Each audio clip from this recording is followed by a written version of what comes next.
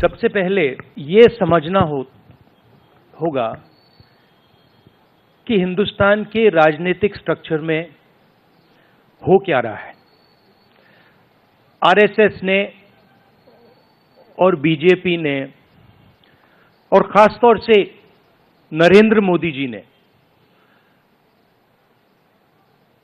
जो स्ट्रैटेजी बनाई है उसका फाउंडेशन क्या है, उसकी नींव क्या है, सबसे पहले यह समझना है।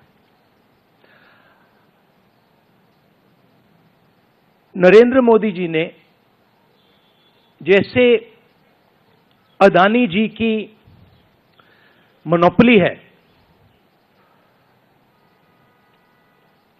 पोर्ट्स पर, इंफ्रास्ट्रक्चर पर, डिफेंस में, वैसे नरेंद्र मोदी जी ने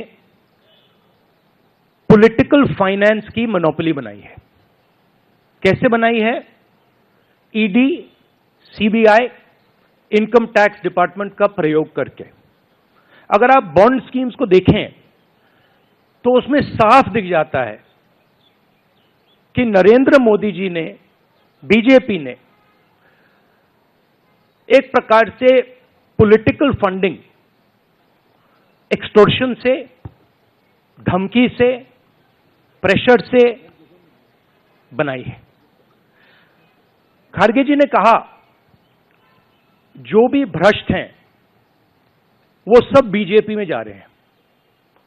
उसका कारण है क्योंकि नरेंद्र मोदी जी चाहते हैं कि पॉलिटिकल फाइनेंस की मोनोपोली उनके हाथों में हो। अब हमारे बैंक अकाउंट बंद कर दिए, हमारे पास ओरिजिनल रास्ता जो था वही हमारा रास्ता है। हम जनता के साथ जाकर मिलकर उनके लिए लड़ते हैं। ये जो मैनिफेस्टो बना है, ये मैनिफेस्टो कांग्रेस पार्टी ने नहीं बनाया है। ये मैनिफेस्टो हिंदुस्तान की जनता ने बनाया है। हमने सिर्फ इसको लिखा है, ठीक है, और हमने सिर्फ इसको लिखा है। जो किसानों ने हमें बताया, खड़गे जी को बताया, मुझे बताया, बाकी नेताओं को बताया, वो हमने लिखा है। चाहे वो रोजगार की बात हो, चाहे वो कॉन्ट्रैक्ट लेबर की बात हो, हजारों लोगों से बात करके हमने ये हिंदुस्तान की आवाज है, ये लिखी है। मगर जो राजनीति में आज हो रहा है वो क्लियर है कि सब पार्टीज को नरेंद्र मोदी, ईडी, सीबीआई, इन इंस्टीट्यूशंस को कैप्चर करके फाइनेंशियली मोनोपोली बना रहे हैं अपनी। और चुनाव के बाद रियलिटी है कि ये जो फाइनेंशियल मोनोपोली बड़ी इंटरेस्टिंग चीज है, क्योंकि सारा इंफॉर्मेशन, सारा का सारा इंफॉर्मेशन, किससे एक्सटॉर्शन किया है, किसको कॉन्ट्रैक्ट दिया है, कॉन्ट्रैक्ट देने के बाद उसने कितना पैसा दिया है, वो पूरी ब्लूप्रिंट, पूरी की पूरी ब्लूप्रिंट इलेक्टोरल बॉन्ड्स में लिखी हुई है।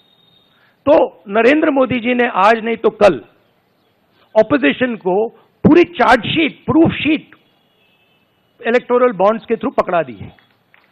तो इसीलिए थोड़ा टेरर हो रहा है उनको, इसीलिए नंबर निकला है 400 पार। इसलिए ये महाराष्ट्र में हमारे नेता ले जा रहे हैं, हरियाणा में सब जगह हमारे नेता ले जा रहे हैं, क्योंकि इनको लग रहा है कि भैया अगर 400 पार नहीं 180 हो गई, 160 हो गई, 140 हो गई तो नैया पार हो जाएगी।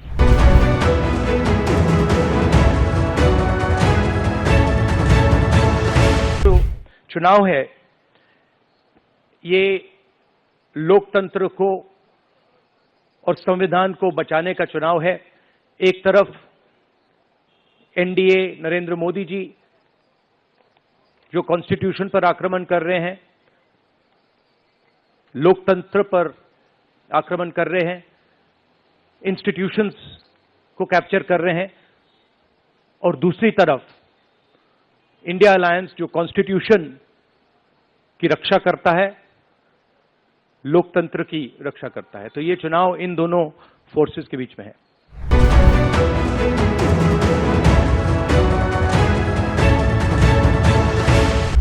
मगर जो राजनीति में आज हो रहा है वो क्लियर है कि सब पार्टीज को नरेंद्र मोदी, ईडी, सीबीआई, इन इंस्टीट्यूशंस को कैप्चर करके फाइनेंशियली मोनोपोली बना रहे हैं अपनी। और चुनाव के बाद रियलिटी है कि ये जो फाइनेंशियल मोनोपोली बड़ी इंटरेस्टिंग चीज है, क्योंकि सारा इंफॉर्मेशन, सारा का सारा इंफॉर्मेशन, किससे एक्सटॉर्शन किया है, किसको कॉन्ट्रैक्ट दिया है, कॉन्ट्रैक्ट देने के बाद उसने कितना पैसा दिया है, वो पूरी ब्लूप्रिंट, पूरी की पूरी ब्लूप्रिंट इलेक्टोरल बॉन्ड्स में लिखी हुई है। तो नरेंद्र मोदी जी ने आज नहीं तो कल ऑपोजिशन को पूरी chargesheet, proof sheet electoral bonds के थ्रू पकड़ा दी है। तो इसीलिए थोड़ा टेरर हो रहा है उनको, इसीलिए नंबर निकला है 400 पार। इसलिए ये महाराष्ट्र में हमारे नेता ले जा रहे हैं, हरियाणा में सब जगह हमारे नेता ले जा रहे हैं, क्योंकि इनको लग रहा है कि भैया अगर 400 पार नहीं 180 हो गई, 160 हो गई, 140 हो गई तो नैया पार हो जाएगी।